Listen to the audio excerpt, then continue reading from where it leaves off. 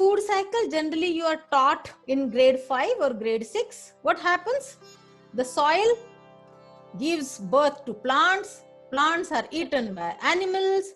The plants create food by help of sunlight. Then animals consume that food. Humans consume that food.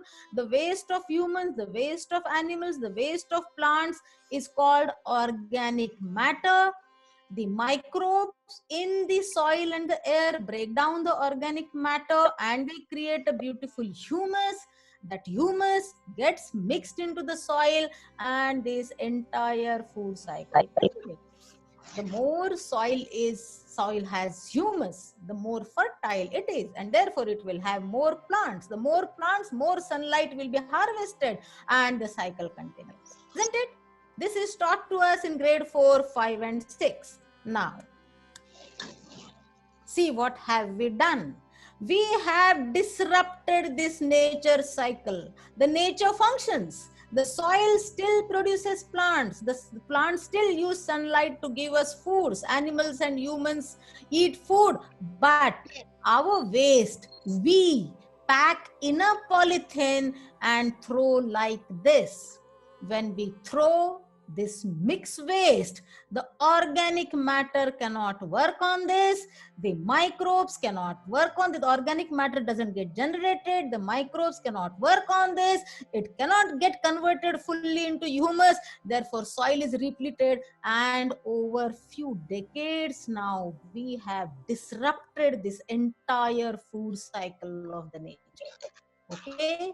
So, this one habit of packing everything into one bag and giving it to the waste collector has made my city look like this.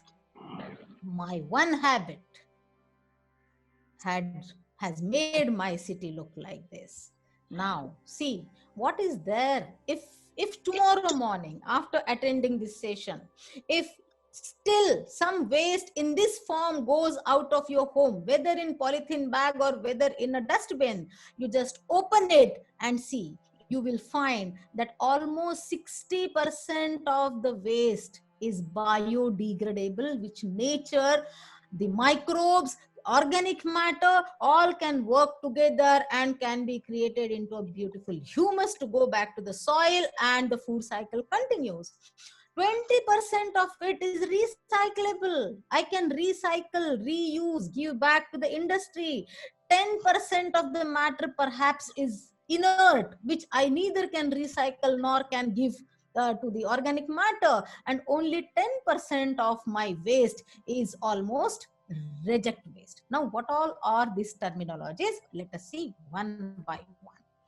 Okay, now, if I continue doing this, there are injuries to the small children who are picking up waste, who we call waste collectors, who are of your age, children, but they are less privileged only because they do not have a constant source of earning.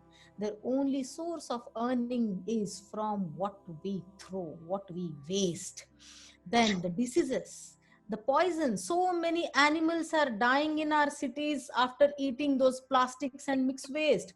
So many pests that we get, rats, raccoons, and so many rodents in our cities because we are creating these piles and we are making our cities hill city. Pollution and very less material recovery. Actually, the glass bottle can go back to the glass industry. Those glass bottles are crushed and remade into the glass pellets to make new bottles.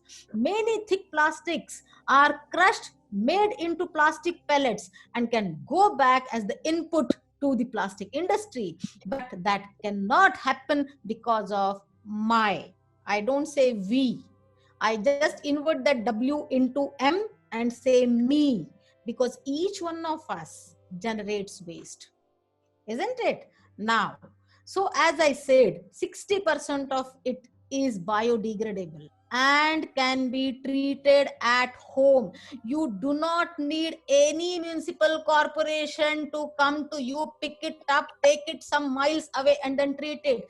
We can do it at our home simply. Then 35%, yes, we can give back to the recyclers, and 5% is reject, which the government, the municipal corporation, is supposed to help us to dispose it. Now let's see one by one.